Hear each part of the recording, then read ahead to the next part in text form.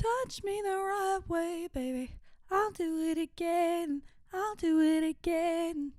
I had a big week this week. I had my first gig in about 6 months. Last Thursday, my first show. And it was amazing, actually. I had the best time ever. To address the obvious, my hair is pink. If you see my other videos, it's not normally this colour. I was kind of waiting until after my gig to colour it, because I wear a wig and I need it to be blonde. So I got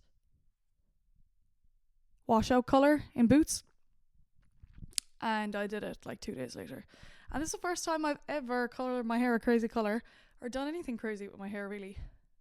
That's not really true. I had like a bob and an undercut and stuff when I was in college. But yeah, so I'm proud and I like it. I was going for more of a pastel pink, but I like it, and it's gonna wash lighter anyway, so it'll get to my desired colour. Yeah, the gig was amazing. I had 2 bands supporting. One of them was my friend's band, who also plays in my band. And it was amazing.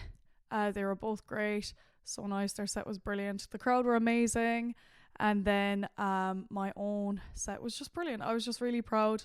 I felt like I gave the performance I've always wanted to give, because I don't always enjoy my gigs, actually. I used to put a lot of pressure on them. And then it would lead to this whole existential crisis where I'd be like, I'm not even enjoying the music. Why am I doing it? You know, what the fuck is wrong with me?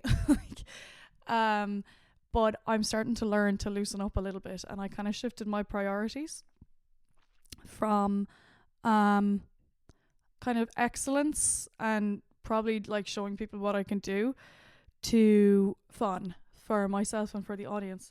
Because at the end of the day, like, people are coming for a night out and they want to have a good time. And that's what's going to make them want to see you again, if they have a good time. Not like how perfectly you nailed that certain run or whatever. Yeah, just lots of really great things on the night, like looking around on from the stage and seeing like people grooving who I wouldn't expect to be grooving, like kind of metalheads, because the other 2 bands were pretty like heavy sounding. People mouthing along words who didn't know my songs, like they just picked them up as they went along. So yeah, I'm proud. I'm pulling it together and everything. I'm proud of myself. I'm also puppy sitting at the minute, so I might bring her in later to see if stay till the end. You might get a look at a puppy. So in this episode, I'm going to list my top 5 movie soundtracks, and these are non-musical films. So I've had to narrow the category a little bit because I like so many musical songs and films. So this is just like a normal film with a great soundtrack, not a score, not a classical score. I'll have to do a different video on my favourite film scores, but this is just a compilation of songs either written for the movie or used in the movie that fit really well and work as a background soundtrack, and not sang by the characters. They're also going to be in no particular order.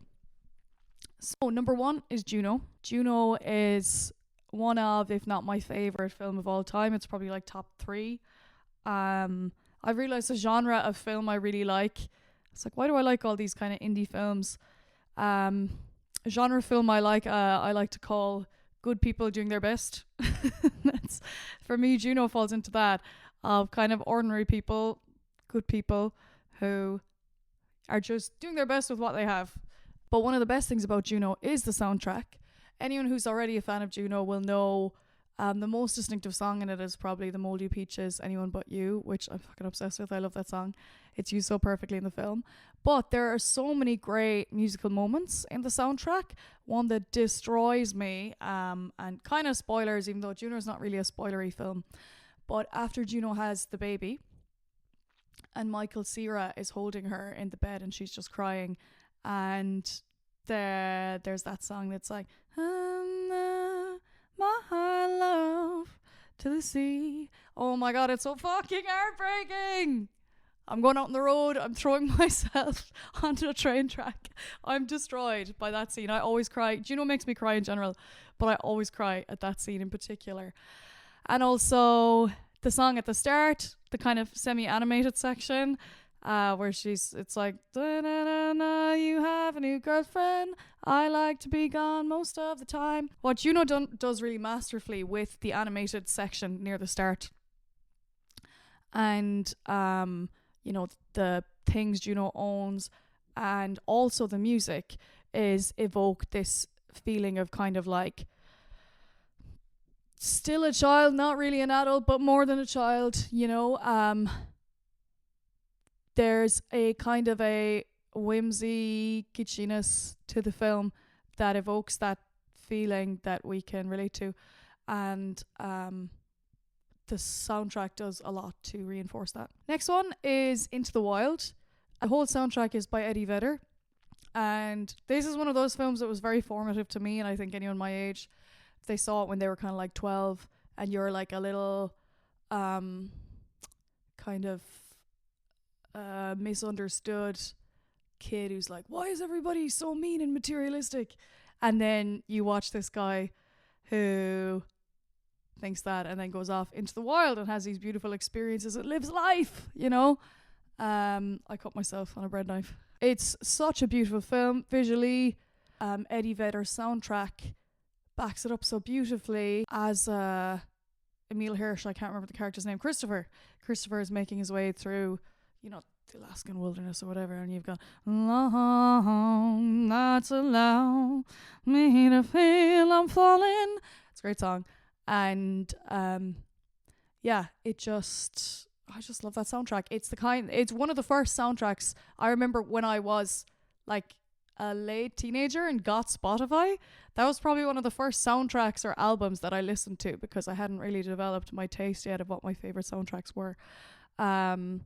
But yeah, he just the sort of sparseness and generally acoustic country sound of it backs the wilderness and the message of the story very well. Number 3 is Dirty Dancing, and it's not because of Time of Your Life. I'm kind of ambivalent on Time of Your Life. Like, the scene is great and the lift and everything, but it's the rest of the music, man. Oh my god, it's the opening scene with Be My Baby, and people are grinding sexy to Be My Baby by the Ronettes. Oh Sylvia, oh Mickey, baby. That song's just called Hey Baby, I think. I don't know. The Schmecks scene, where she seduces him to Cry to Me by Solomon Burke, which is the second movie I've seen where someone gets seduced to Cry to Me by Solomon Burke. The other one is The Man from U.N.C.L.E., which is a really good film. It's just the perfect conglomeration of that rock and roll, 60s soulful, sexy sound that you need for the sort of dance that they're doing in the film, and the dance and the music reinforces the kind of sizzling tension of the romance story in the film and the kind of budding coming of age, coming into your sexuality story that's there. It's just a soundtrack you could listen to back to front, and it just has all these great existing songs that were great before the film, or great after the film, but you get to know them through the film, which is amazing. Bringing it back to the 2000s indie vibe, another one is 500 Days of Summer.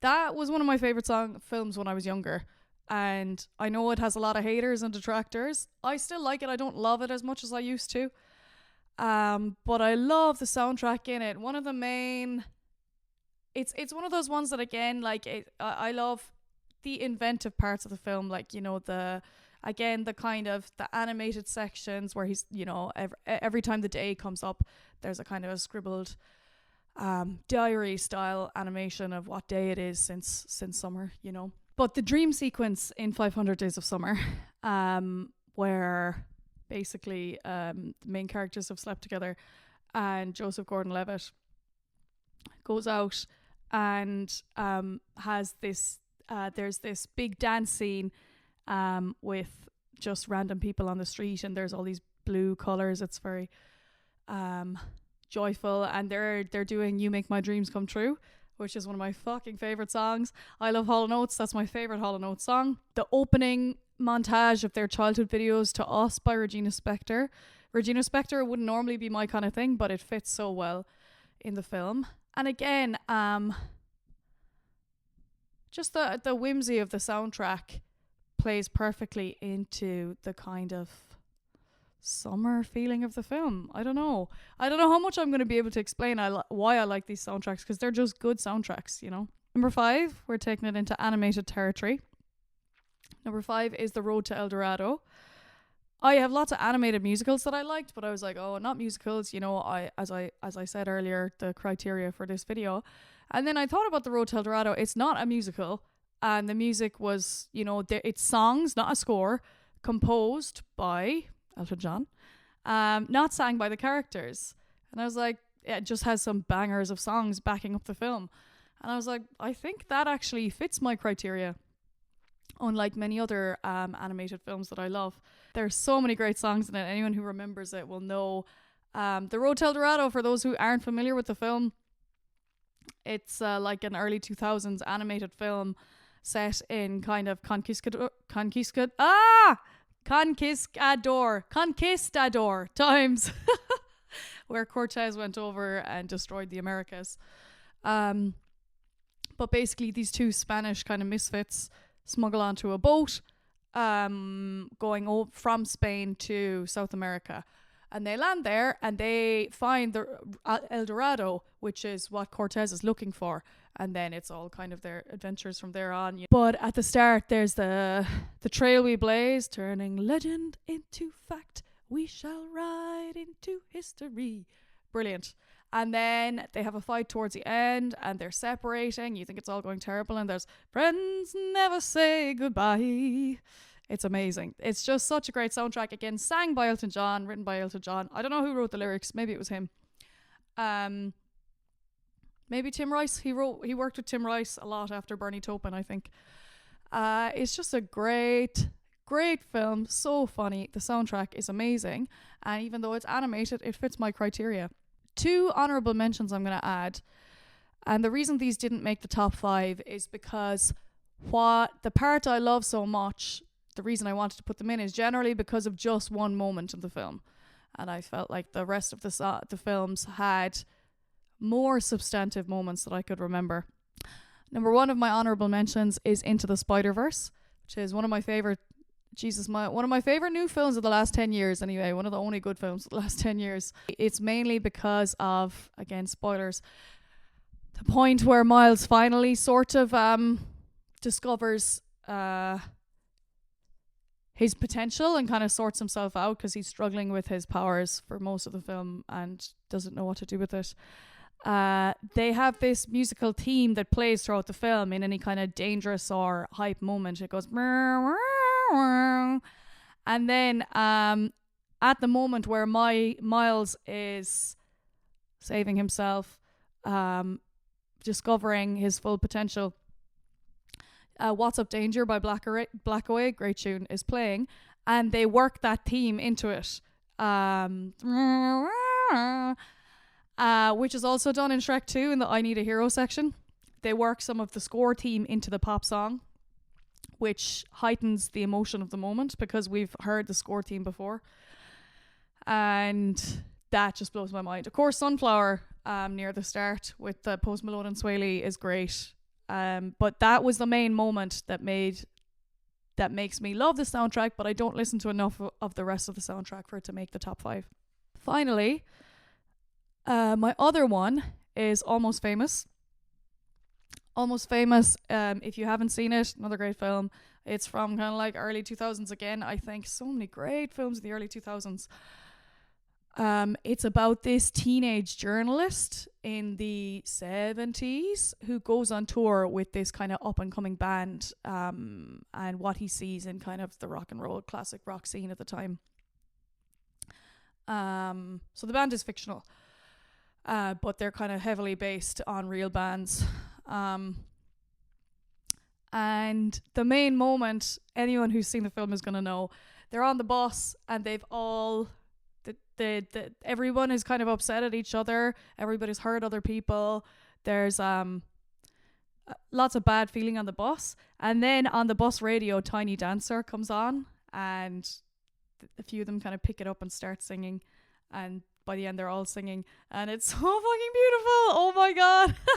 It's just a wonderful illustration of the power of music to kind of bring people together, especially people who are musicians and feel so passionately about it.